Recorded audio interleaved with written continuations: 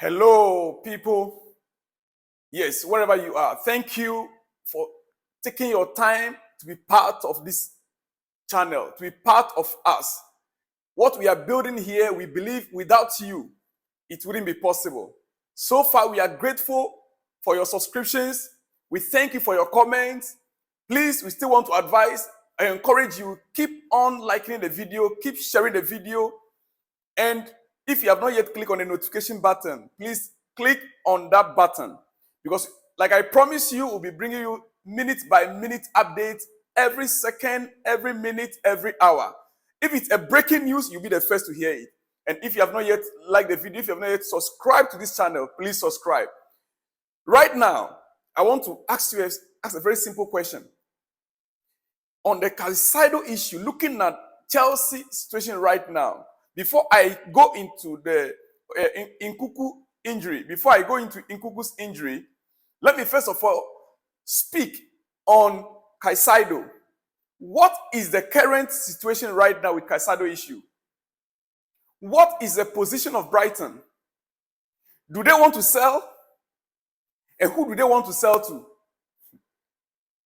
Is the player willing to be on the move?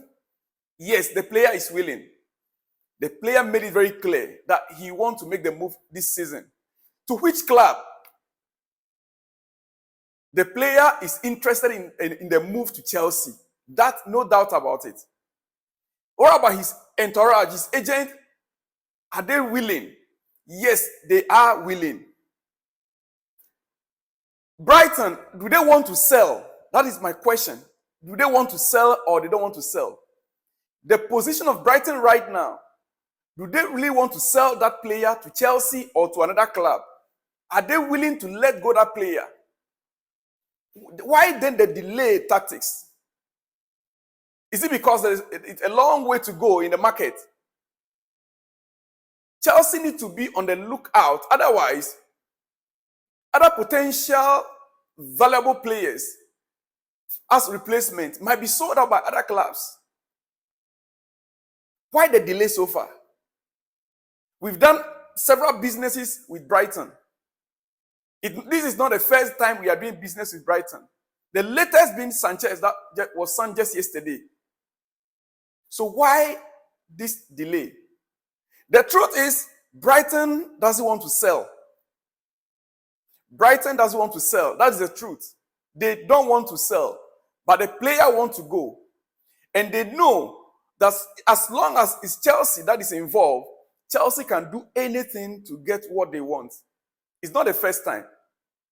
They know that so long as it's Chelsea, it's about Chelsea, the player will be willing to go. And it's part of the reason why they are playing the delay tactics. It's part of the reason why they are maintaining their figure. They are comparing the player to Declan Rice.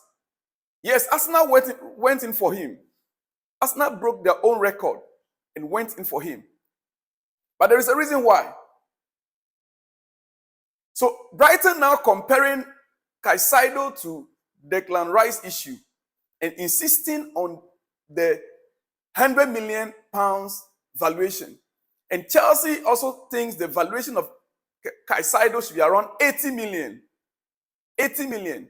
But Brighton is insisting on 100 million, which even the entourage of Caicedo, the player himself and his team, his agent, they believe that the £100 million is just too much. It's just too much. The 100 million valuation from Brighton is just too much. That is why Chelsea is also holding tight to the 80 million. They want Caicedo for 80 million. Brighton is also insisting on the 100 million. The difference there is about 100 million. About 20 million, sorry. The difference there is about 20 million pounds. What must be done right now? What should Chelsea do right now? If the team, Brighton doesn't want to sell, and Chelsea want to buy, and the player is willing to go, his entourage, his agent, they are willing to support the player, for the player to make the move. But the current club is insisting on 100 million. Don't forget, Brighton bought Caicedo from the Ecuadorian club for only about £7 million. How many years ago? Just about one season ago. £7 million. Now they want to sell it for 100. The 20% that Brighton is supposed to return back to the Ecuadorian club, it's part of the reason why. But you buy a player £7 million and you are selling it at 80 million pounds. If indeed you are going to send back 20% to another club somewhere, how much would that be out of 80? That means you are just going to make way of about 16 million pounds. 16 million minus 80 million pounds is how much? That is the calculation. You are still around 60 million pounds. You are still around 62 million pounds. Which naturally, if it was last season and this player was in the Premier League, this player would have cost more than 50 million pounds if it was last season. That is my personal take. My personal take on this matter is that if it was last season, this player wouldn't be more than 50 million pounds in the Premier League. But because of the current situation, because of the way things started from the very onset, and the way Arsenal jumped in for Declan Rice is an English player. Let us not forget, English players are more valuable. They normally value them more than even the actual price. I know the English might not like this. I'm sorry, my brothers. But the English players, sometimes they are overvalued. And we understand, it's the EPL. The league is their league. It's their league. So if you are comparing Declan Rice to Caicedo, they are two different issues altogether. These are two different issues together. Declan Rice had Premier League experience for many years. Caicedo just about a year. It's true that Caicedo is still very young, 21 years old. He still has a long year to play. So if Chelsea should buy him, Chelsea is buying an asset. We understand. And so you are holding on to your 100 million. No problem. Brighton, well done. You guys are doing very great in the business world. But then my club Chelsea, let me turn to you now. You want something and you are given a price. Go for it. You need something. The owners are telling you their valuation is around 100 million. You want it. Go for it. If you want the most beautiful woman, the cost of it, you should be ready to bear it. You want the best car, the cost of it, you bear it. You want the best player, the cost of it, you bear it.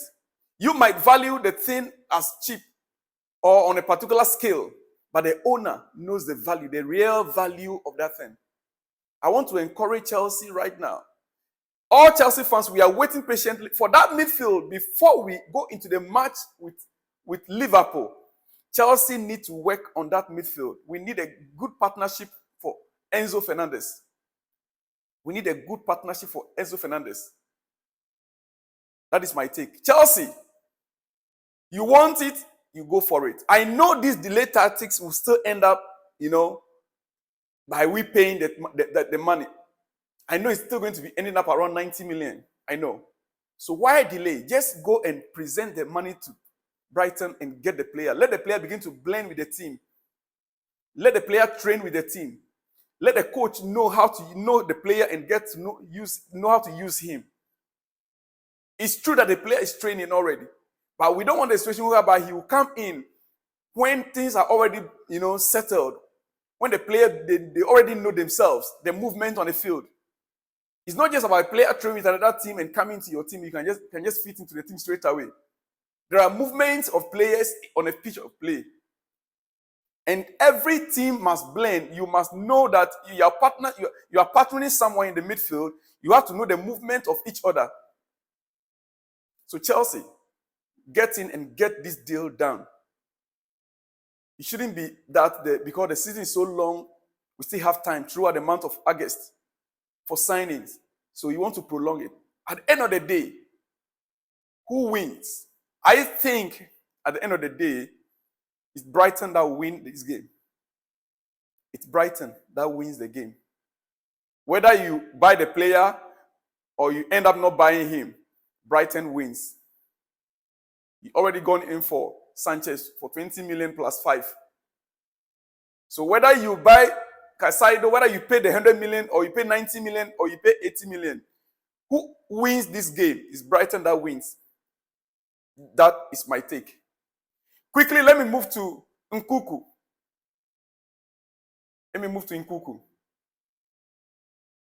He got injured in our last game. Knee injury. And the latest news is that the player might be out for weeks, not months. But that weeks, I simply don't understand the meaning of weeks. When you say weeks, 4 weeks makes a month. 4 weeks makes a month. So when you say weeks, are you trying to, are they trying to hold us down, not to panic? Okay, then you can equally say days. Because it's 30 days that makes a month. So just tell us days, and that it's still better for us that way. But you say weeks. How many weeks? I just want to believe that this is not true. I just want to believe that this is not true. We are having our first game against Liverpool in how many days from now? How many days from now? And one of our best attackers, attacking midfielders, one of our best forwards are now injured. Oh my goodness. And that brings to mind the reason why I was hoping that by now Chelsea could have signed a player like Kudus Mohammed as a replacement in case, as a backup for Nkuku. I was hoping that Chelsea would have made the effort or would have concluded a deal for Kudus Mohammed because he's the best fit for that position where Nkuku is playing right now. For me, he's the best fit for that role. The backup for Nkuku should have been sealed by now by Kudus. Or even Olise. I still don't know what made Chelsea or what is stopping Chelsea from going for some of these players. We need them as backup. They might even end up being first choice. You can never tell. Because a player like Kudus plays in about 3 different roles. Guys, nonetheless, we are not giving up. Chelsea, the first game against Liverpool, we will be ready. Chelsea will be fine. I will come again with the second video in a few hours' time. Stay tuned. Shalom.